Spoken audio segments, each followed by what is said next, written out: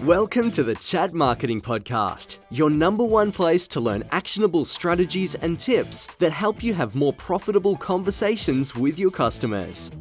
This podcast is here to help you grow your business by better understanding your customers, speak to them on another level, and grasp the opportunities that lie in the chat marketing industry. And now, let's get chatting with your host, live from Melbourne, Australia, successful chat marketer and entrepreneur, Dan Pinney. Hello folks, and welcome to episode 6 of the Chat Marketing Podcast. I hope you're doing well. Now, at the recent Conversations conference hosted by ManyChat, when you were watching the presentations, you could tell how impactful it was by how active the live chat was being and how much people were discussing the presentation, because obviously it was all virtual. And when today's guest, Rupert Samuel, gave his presentation, you could see people going crazy about the possibilities, the power, and the endless capabilities that combining their chatbot with his technology could have. Today we chat to Rupert about Walletly, a software that plugs directly into your chatbot and can target people in an app that over 2.1 billion users have on their phones, and I'm not talking about Facebook or Messenger. On top of that, this program also allows us to get around the pesky 24-hour rule that we have to communicate with our subscribers. So trust me, you're going to want to implement this and what he has to say after listening to this interview. So without further ado, here's our chat with Rupert Samuel of Walletly.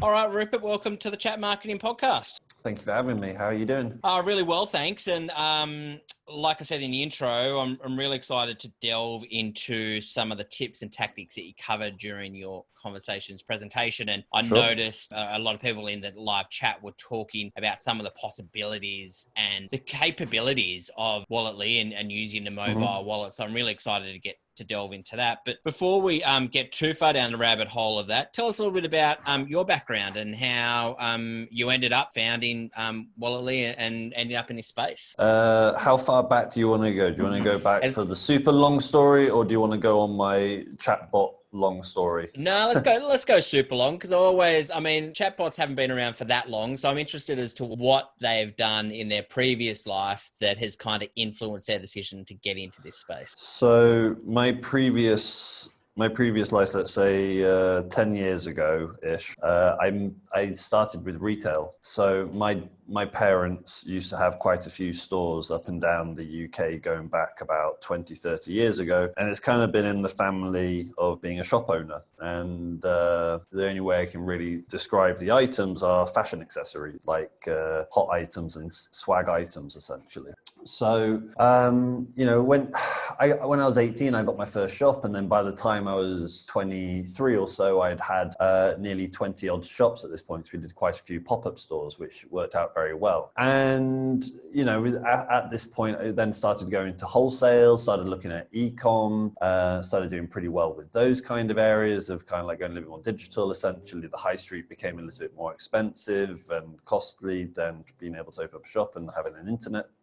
Just having your website. And really at that point, that's kind of when I started to realize that is there a way that I can make something that's kind of, like some of the handbags I've designed for the shops and some of the gloves, and I designed fashionable fashion goods that were, based around what our customers wanted when they were coming into the shop, and based off of also what other stores we used to supply and what they would ask for. So it gave us a pretty good idea on, what kind of hats, scarves, gloves, and bags we should design. And I kind of got the idea of is there something that I can make that's digital that can work well for store owners? And at this point, I was looking at ManyChat and making a large template. That template then won me their 2018 chatbot best builds and whatever it was, to which then quite a few people were, interested to see how it is I build bots and how it was for me and what it was I did. And then from there, kind of like building that chatbot, I realized that there was two friction points that I think were more the problem, more than the actual chatbot imagination build itself. And these 2 points, one of them is, one of the solutions to one of the two problems, first off, is the delivery of the of the, let's say, coupon or the delivery of the campaign. And this is the solution to this has been Walletly. And then the second problem that I realized was a better way for an offline opt-in. And at the very start, we're talking back, early 2018 through that kind of year there with chat marketing. It's quite new, so you can kind of break it up quite well. But you used to have the messenger QR code, not the QR code, but the messenger QR code, the circle blue thing. Yep.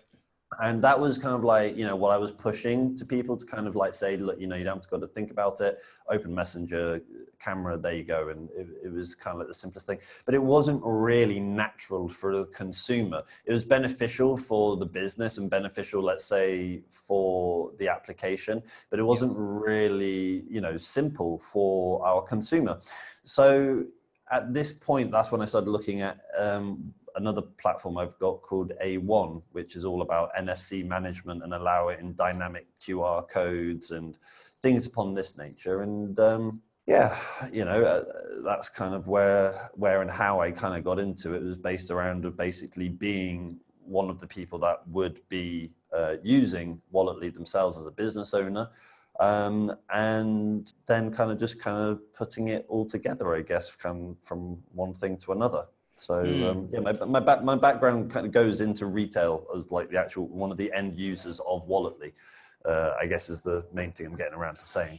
Yeah, well, it's interesting that you have that offline and online, but still this solution helps bridge the gap between both of those. And is that a lot of that owed to your background and history in being in the fashion retail industry for a while? Yeah, well, I think it is myself, because it gives me a little bit more of a appreciation. I know what it's like. I feel like I have a little bit more of appreciation because our wholesale business still carries on today, and we deal with about 500 stores across the UK and around the world, and have a fair few conversations with a lot of them, and trying to understand what they want ultimately gives me a much better idea to kind of like what we can make Walletly into, and then having a better understanding of what the ManyChat users, which I'd refer to marketing agencies, want, kind of gives me a bit of an idea on both sides of the coin on what the users of Walletly essentially want. Because the framework of Walletly, in some sense, you can say, is that, we have a lot of agencies that work with us and they resell the capability of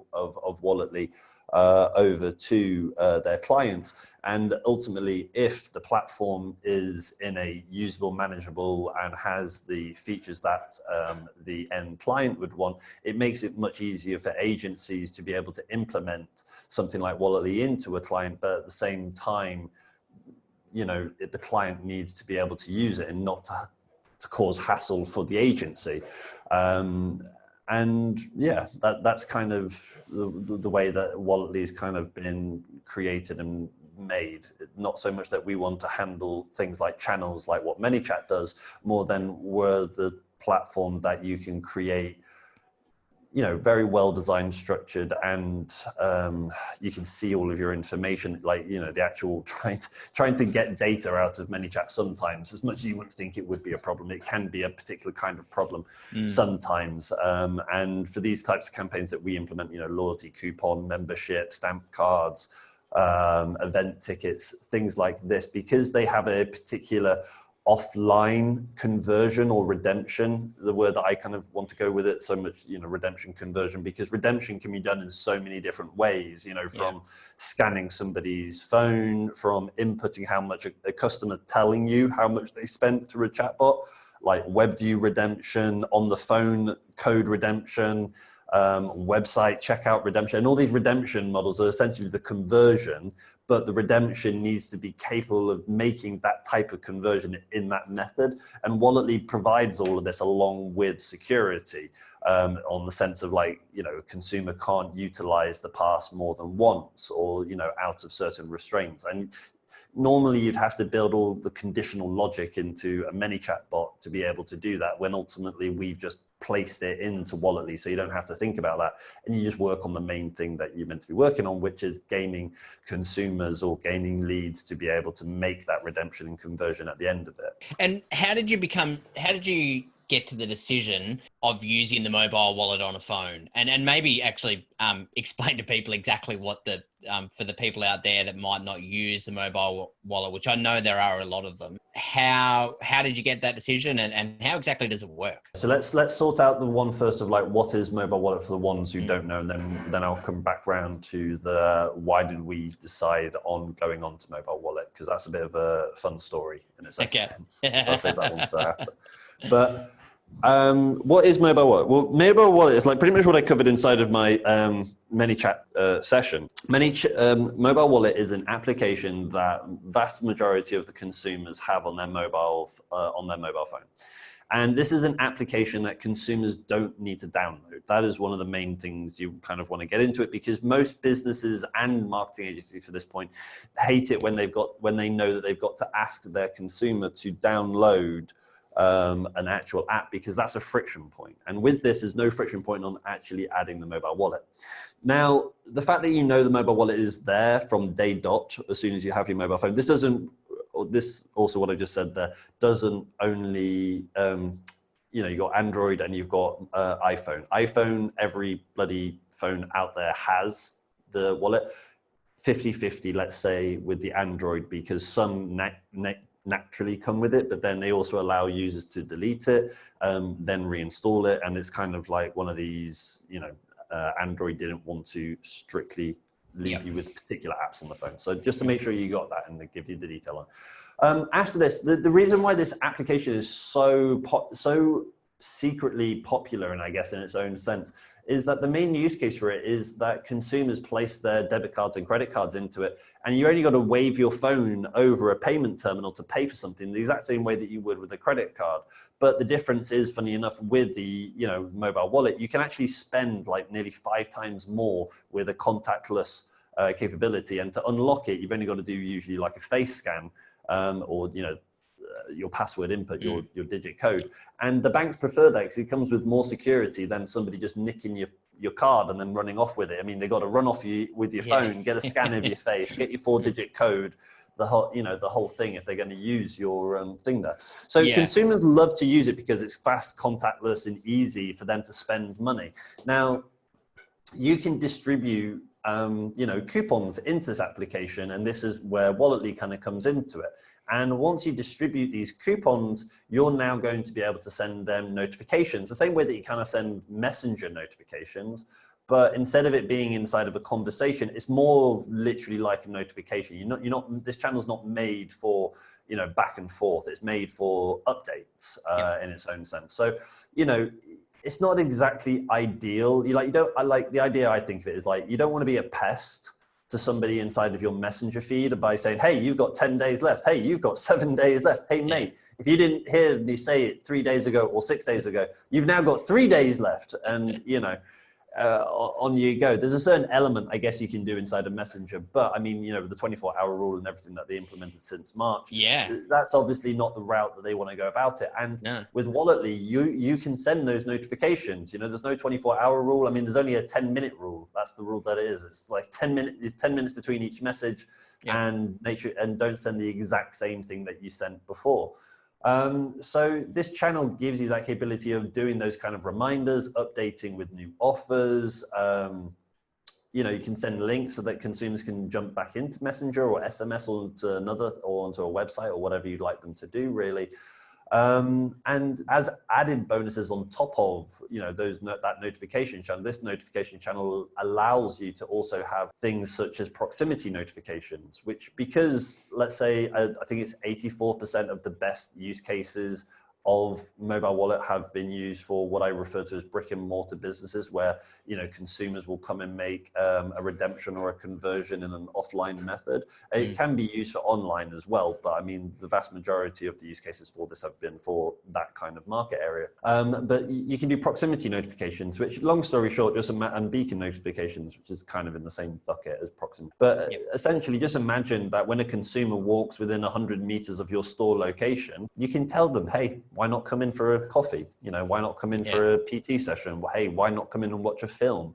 Why not come and have a look at our 20% off special sale items we have this week? Whatever you want it to be. And, if you have, let's say, high traffic footfall areas inside of your town where there's maybe a football, a basketball game, the park, or, maybe you don't want your special customers walking too close to a competitor, you can put geo notifications on there saying, hey, it's a nice day in the park. Why not come in for a coffee? Hey, it's a nice day in the park. Hey, it's a great basketball game. Why not afterwards come and get 2-for-1 chicken wings, or, whatever you want the kind of message to be. And these proximity notifications are, what I refer to it as sticky, as an easy way of getting it. Yep. Once that consumer is inside of that 100-meter circle, that notification will stay on their phone until they leave the 100-meter circle of where you've left it for them. So unlike other notifications where you see it on the home screen, on the lock screen, and then you swipe across and then it's gone or whatever, they can open up their phone, they won't see it, but then once they close their phone, go back to the lock screen, they're still in proximity of where it is. They'll still see it until they leave the proximity area. So good. This was sort of my reaction. I'm sitting here like giggling and just thinking about the possibilities of how it could be implemented. But it also, when you were talking about the technology, what resonated with me the most, and I hadn't actually subconsciously recognized this until recently, but now when I go out, and particularly now, and I'm in Melbourne, so we're all wearing face masks. So you've got your keys, you've got your face mask, you've got your phone, and then you're like, I don't actually need my wallet. I'm carrying enough as it is at the moment. And so I don't take my wallet anymore. And now, some states over here, we have electronic licenses, so we don't even need ID on us anymore. And that there is the one, just to pick up on it because you have to say it, that is the one thing that I think is going to completely destroy the offline wallet, if we refer to it as that. Is literally the only reason I carry my wallet is for identification, but I'm a driver's license. If I can get a digital driver's license and have that stored into my wallet, there'd be no reason whatsoever for anybody to actually carry it. Well, it's got, they've introduced it to a couple of states over here, and it saves the state so much money from just printing and reprinting licenses all the time. So yeah, you're right. That's like the only thing left. And without even noticing it, I've been paying more on my phone. Everything's now contactless. Because of the environment we're in. There's so many things that you can do. And I want to break those down a little bit further, but maybe let's go to the second part of my question around why the mobile wallet and how you came to pursue that particular space. Well, I like to tell an honest story of how things have happened. So this is a fun one, because there's some other names. There's some other names I'm going to have to drop into this one. So. I think it was Christmas of 2018. Okay. I had seen some other guys talking about mobile wallet. Guys called David and Philippe. Okay, they were speakers on other ManyChat conferences. Funny enough. And I investigated what that was. They didn't have eye to eye the same idea on what we saw inside of mobile wallets. So that didn't exactly go there, but that kind of gave me my first idea onto maybe this is where to go on a decent way to deliver a coupon that, really made a bit more of an emotional response with our consumer, because it comes across something more physical. That's the only way I can kind of describe it. It's like, when you do get given like a physical coupon or something, it makes it seem as if you're going to use that to actually use it, as instead of just being told in like a quick line of text. That doesn't really seem like you're being given a coupon. So those guys first woke me up to the idea of it. I then started investigating into it, and then funny enough, I out of nowhere, I was in the midst of acquiring this other software that I no longer support anymore. So acquired it, and then it was gone within a year or something. But this was called Many Pages, and Many Pages was something where you could essentially allow user inputs to be viewed on a web view inside of your ManyChat bot, and allow user inputs to be placed into a web form on a chatbot, and then for the inputs on the web form to be sent over to your ManyChat bot. So your ManyChat bot would learn from essentially like a Google form or something like this. Okay. But you could also do Stripe transactions and all this other kind of stuff. And I put that out there, and funny enough, out of nowhere, a chap from Australia, same place you're from, got in contact with me and said to me, like, I've got this idea for mobile wallets, and I had my own impression on mobile wallet. And long story short, that's when it then happened. So Adil, the CEO of Walletly, I'm the CMO, both the co-founder, came to me and said to me, this is the idea I've got. And I told him the ideas I got. And it's one of those things of where essentially we completely scrapped everything that was kind of done before. Like, Walletly had a different name, to be honest with you. And it just didn't work. It didn't work for the business owners. And if it doesn't work for the business owners, the restaurant owner, the gym owner, and took everything of what I had and put it into Walletly, reworked it then a little bit afterwards to work closely better with marketing agencies, but made sure that we completely made sure that one of our main goals is to completely sync ourselves with ManyChat as an unofficial, official partner, whatever way you want to refer to it as, for providing channels, because ultimately, Walletly as number one is a campaign implementation tool, and secondly, with a USP, provides wallet notifications. Because there's been so many different types of campaigns I could tell you where you give this coupon to a consumer, and at this point they have a 50-50 chance, let's say, on adding the pass to their wallet or not. But at least they still know that inside of that button, inside of Messenger, inside of SMS, inside of email, is that pass that they can always just get up on a web view.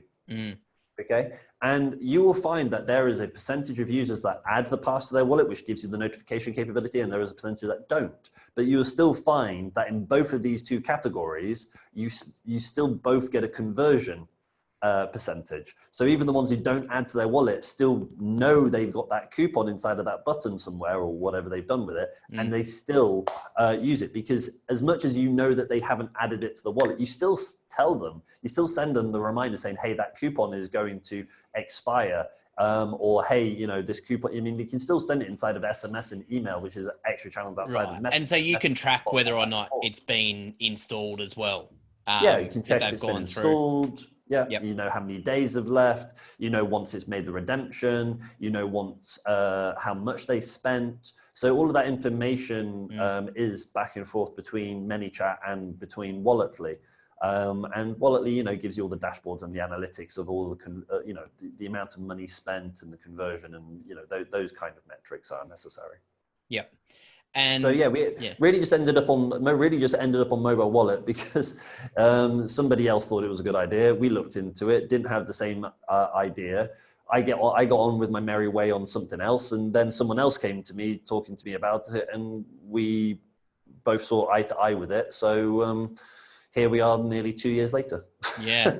Isn't that funny how things work? And looking back on that 2 years, and so how big is the company now? How has it sort of grown? And it's been, like it mentioned, implemented on a number of different campaigns. I mean, there's more than 50 countries using. I mean, I got a request yesterday for the Nigerian symbol for their money and to be involved. Not the Nigerian prince that was going to promise you not $7 billion. Prince, but not that guy. But no, what can I say? I mean, there's over 40 different currencies that the platform now works in. When we first opened it was just the US dollar. There's at least over 70 different countries, I think, that are bloody working with it.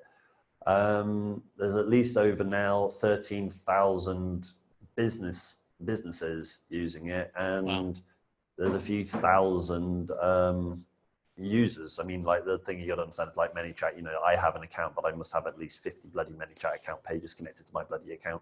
Yep. So, I mean, it's just kind of gone from strength to strength, really. And I mean, I think it just kind of comes down to that, I'm constantly trying to make sure that we're implementing the next feature that's necessary for, our shared audiences between marketing agencies and the business owners themselves. to be able to implement something. I mean, it's an interesting thing that I recently really came across between like the business owners and the agencies. But the agencies love to implement all of the extra channels. Okay, so all the extra communication channels, but most business owners that we find that use Walletly directly, they just end up using Walletly for Walletly and just using the QR code, the URL growth tool, not really expanding on their SMS, messenger, email lists or anything upon that nature for, just re-engagement in every kind of way you can think about it. But the simplicity of it for some business owners who don't, let's say, know how to really put everything together in a digital, like, they got a MailChimp account, they got a Walletly account, they have that. They're not really maybe realizing that there's so much new tech coming out in this year. And ManyChat with email, SMS, and Messenger really is, the only one thing I personally feel that you really do need now to be able to communicate with people. I mean, there is a few other bits, online shopping and all that kind of stuff, but we need to look into how we can really push the business owners to think about how they need to connect directly Walletly onto something like Messenger, SMS, and email. Yeah, how do those conversations go? Because, like I mentioned, the presentation people were going like, well, this is, the capabilities and the possibilities of this technology are endless, really. And like I said, there's been so many different use cases out there. How do you try to educate people as how it can impact their business and how it actually works? Like, some people don't know how they can actually use it in their business. I mean, there's the chat that I tell a business owner, and then there's the chat that I kind of give an agency, which are two different kind of things. So I find that they like to be told this stuff in different ways, to be honest. When it comes to the business owner, I just tell them I never mention, I mean, if it's me talking to a business owner and I was going to implement Walletly for them, I never mention the word Walletly or anything like this. I never mention really mobile wallet or anything upon that nature. I literally just say it's digital coupons. It's digital coupons, digital stamps cards, it's digital, because they just understand what that means. They just understand that means that I've now got a coupon on my phone and I don't need to have it. They're like, oh, where is it in the phone? You go, the wallet app. And then they say, oh, but do I need to download it? No, every phone has it. And that usually is the end of that conversation in some way. And when it comes to like, how do I get customers to use or to have my coupon? Walletly gives you the QR code and the URL growth tool, and that's all they really focus on. So they just create their offers each month, or have their one stamp card, push that out there like this. And the thing is, the simplest thing that we found that a lot of business owners have been happy for, and we didn't even realize we did it until they started saying, oh, that was useful, is that, let's say you've got like 2 QR codes at the front of a house, a front of house on a shop or something. And, one's the monthly coupon offer and one's the stamp card. But let's say that Harry didn't download his bloody stamp card into his wallet and he can't find the URL anymore because it was just then and there, wasn't sent to him in an SMS or an email or a messenger or something like this. Yep. When you use just the Walletly tool itself and you have that growth tool there with the QR code, if the consumer uses the exact same email that they used before, it will find them in the database and then just give them their stamp card again.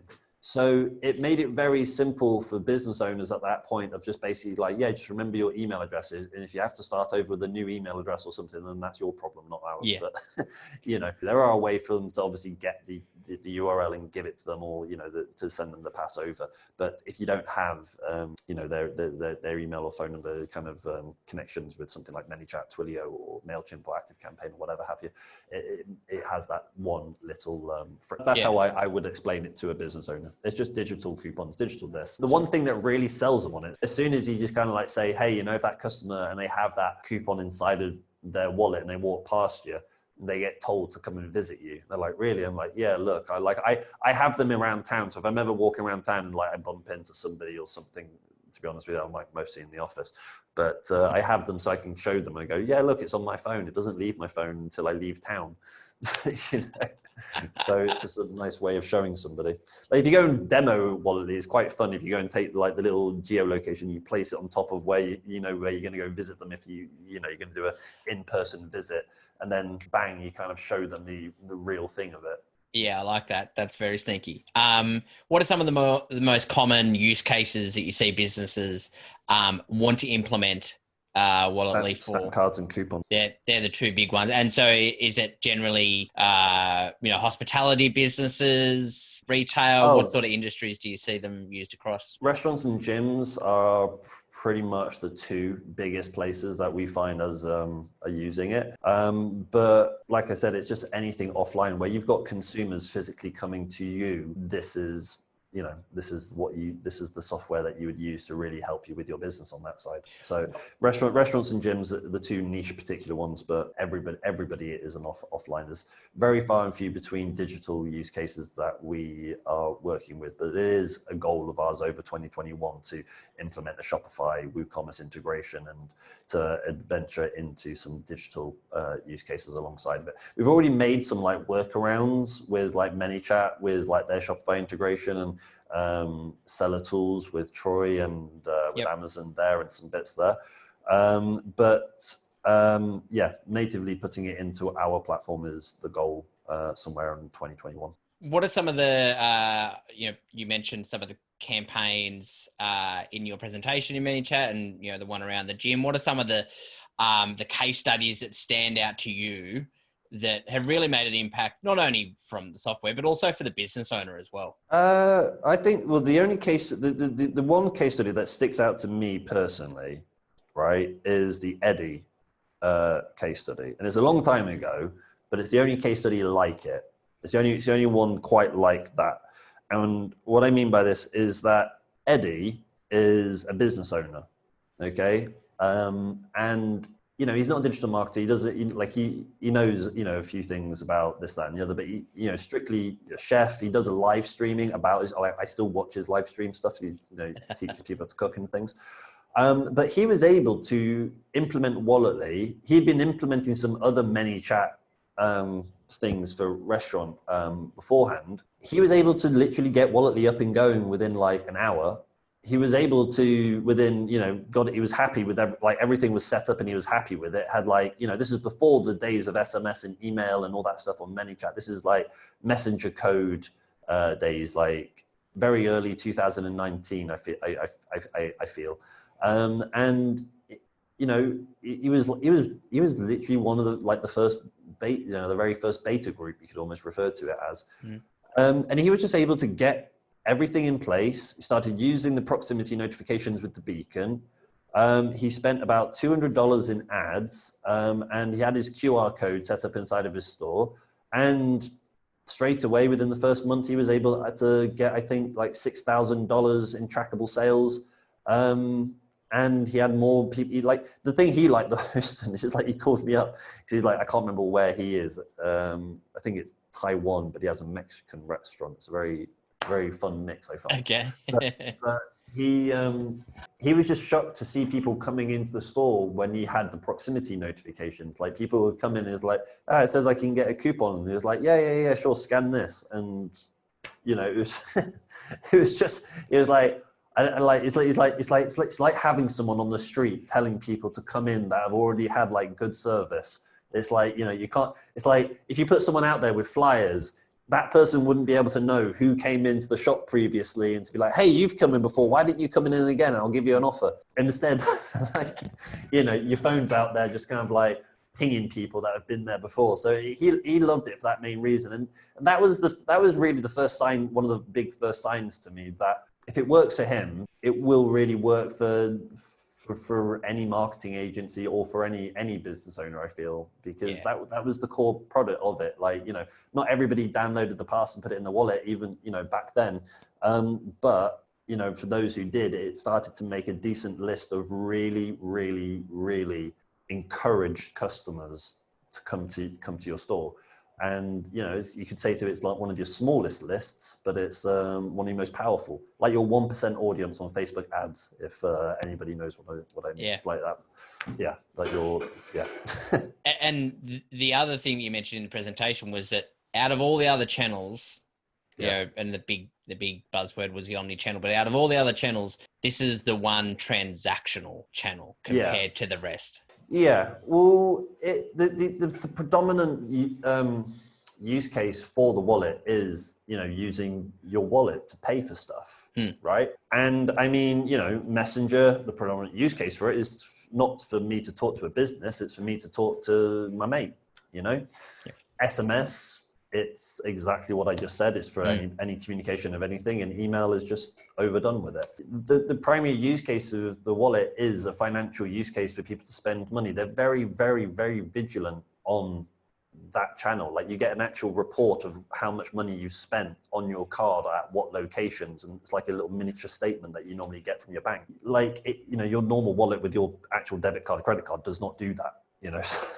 So you're very aware of it, and if you as time goes on, if you look at the statistics and everything, it's becoming more and more natural for our younger audiences to be using it. I think it's like 98% of millennials or something like this in Europe use the mobile wallet nearly every other day or something upon this nature, I think it was. And it's actually quite funny, because obviously like I have a few local friends that know what I'm up to.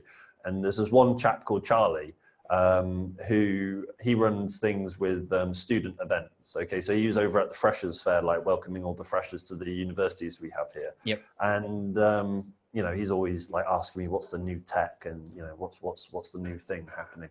And he's always known about Wallet. He's always been one of the early beta testers of Walletly and A1 and other things as well. But he was just so surprised the other day, because it was only Freshers Fair last week. He was so surprised. He phoned me up and he was like, every single kid is using their mobile wallet. Every single kid paid for something with their mobile wallet. Nobody got out a debit card or credit card. And I told him he was old. But then afterwards, I then said, yeah, it's surprising, isn't it, that, I can kind of maybe tell the future? And he's like, maybe. We'll see where we are in 5 years. But I was like, yeah, by then you'll be too late, mate. Yeah. But I mean, it shows, it does show. I mean, older generations don't, I mean, that was like one of the few cons I put on my pro and cons on like the Messenger thing on my slides, was actually the older generation don't really use the wallet so much. Younger generation does, but I mean, the more and more useful it becomes, the more and more easy, or the more and more people trust it. I mean, it's one of the most interesting. I didn't put it into my slides, but the only reason why as I refer to it as the older generation, don't use the mobile wallet application is because they don't trust it. They think that there's a security inside of it, as it's the complete and total opposite when you've got biometric security. When it's literally looking at your face, right? Yeah, but it's biometric with face scan, but also fingerprint, as well, for the different types of model of phones that you have out there. And it's so much more secure. It's just that funny thing that some people have just said, no, I don't trust it. I don't want my debit card attached to my phone. What if I lose my phone? And it's like, well, how, what if you lose your phone? Yeah. It's the same thing if you lose your bloody credit card, mate. Nothing much more different. So yeah, sorry, I went on to a bit of a tangent then. No, I know, like when I was looking at Walletly and just the possibilities of what people can implement into their business and the use cases, and being able to bridge that gap, particularly now. And, we're in Melbourne, we're about hopefully going to come out of lockdown sooner rather than later. And so there'll be a huge rise of, people out and about and trying to interact with some of those bricks and mortar businesses. And, there'll be businesses out there that have been struggling for a long time. And this is something that, when they haven't had foot traffic for so long, is such a powerful piece of their marketing strategy that they can implement, like you said, within 60 minutes or so, like Eddie. Yeah, like Eddie. I mean, that's the thing I always come back to, is like, I don't talk to too many of the business owners, to be honest with you. If I ever get in contact with some of the business owners that ever come to Walletly directly, I usually try and put them in touch with one of the marketing agencies that, is part of our white label program, just because it seems to, help them, help us. And it's nice little ecosystem to be able to make sure everybody's taking care of each other in its own sense. I always ask this question to guests around their sort of journey through, from retail and I guess stumbling on Walletly, and this might help answer this next question, but how much of your success comes down to hard work and how much comes down to just pure dumb luck?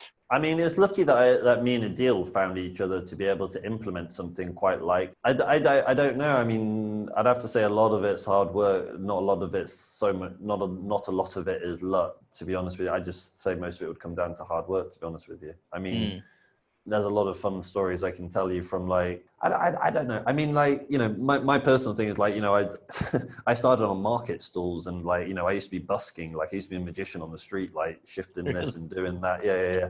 And I'd have to say that sometimes some people's premonition of what they refer to as luck kind of comes out of more of what I would refer to as consistency.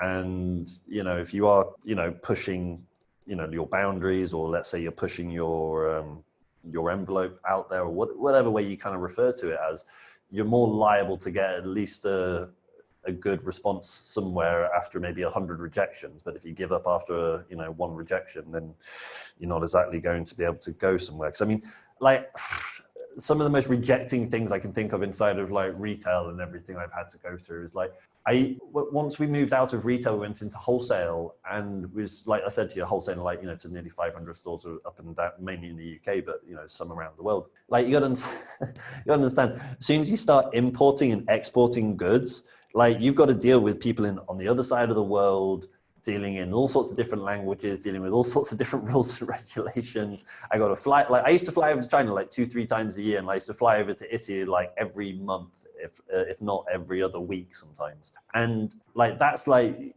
it's like, I can only describe it as it's one, very hard work, very strenuous, but at the same time it comes with so many rejections in so many ways of people not being able to deliver product, people not being able to do what they said they would, you know, shipper not getting it here on time. There's a typhoon in that part of the world that then slows down this, you know, it's like so many kind of things that kind of go around to that. So I would have to say that I think that luck more comes down to people who seem to be lucky and those who seem to be are actually more consistent. So yeah, that's my side of it. Sorry, I do go on a bit of a tangent, mate. No, I like that. I like it. And I think that's, you know, people that are, and it's consistency, but it's also hard work. And, you know, to your credit, and I'm sure at early days of Walletly and wondering whether or not this idea will actually get off the ground, there'd definitely be some testing times, but to your credit, you still got to work hard to get the idea off the ground and get users and get businesses to adapt it. And you know, on like the mention there of users and everything, but I mean, I just got to say a quick thank you to like the ManyChat environment,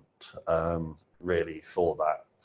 I refer to it as like the ecosystem or the environment, because there's a lot of names and a lot of people around, you know, this big up and coming platform for what it's going to provide and what I feel it will provide until 2025.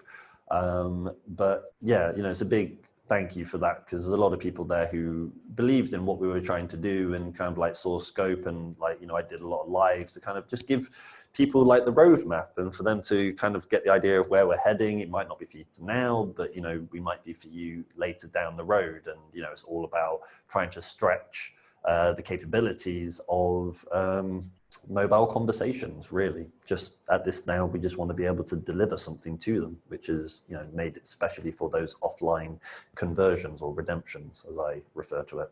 Yep. Last question. Is there anything I haven't asked you yet? It is, what have you got on offer at the moment? That's the last one. Where do people find you? I like to do offers, all right? Like not all the time, right? But when I do an offer, it's a decent offer and it's made for a reason. So we we don't even implement it exactly with Walletly, but like how I used to do my retail shops and all these kind of things, I feel that there's a certain element in how you place your product in the market that it makes it a thing. So yeah, offers at the moment. I mean, I'm not sure when this is going to go out, but throughout the entirety of October, you can get 6 months free on Walletly. So amazing. That means you could get a code. You wouldn't have to pay until March. That'd be for that one brand. I mean, like in ManyChat, you can have like 20 different brands inside there, but you can get one of your brands for free, get started using it, have it for a bit of fun, give it a bit of testing, use it for your own store, use it for your own agency account, and show demos to clients or whatever you like in 6 months free. Amazing. I love it. We'll put all the links to the show notes. Yeah, that's a great last question. We'll put all the links to the show notes in there for people to claim that offer. This will be going out with about a week left in October, so just or probably even 10 days. Just in time, and giving people enough time to jump in and take advantage of that offer. It's been a fascinating chat. Like I said, it's a fascinating program, software. You know, I can only see it being integrated into a lot more marketing strategies going forward. Rupert, well, thank you so much for your time, and thank you so much for providing an awesome piece of software that can allow us to open up a lot of doors and drive a lot of foot traffic for businesses. Yeah, no worries. It's been a pleasure. I'll quite happily come back again if you ever want me to. Lovely. Thanks so much. No worries. Have a good day. All right, I hope you enjoyed that chat with Rupert. Wow, just your mind goes crazy at what you could do with the potential of Walletly and the ability to target people, right? So I hope you got something out of that interview and you're going to go away and start to implement some of the lessons that you learned in this chat. Hey, I've got a favor to ask. Have you enjoyed the first few episodes of this podcast? If so, I'd love for you to help out other chat marketers and make it easier for them to find the podcast by leaving a review. You can head to the website at marketingpodcast.chat and find the links to iTunes to leave a review. We've got some great interviews coming up. Until then, take care and we'll chat to you soon.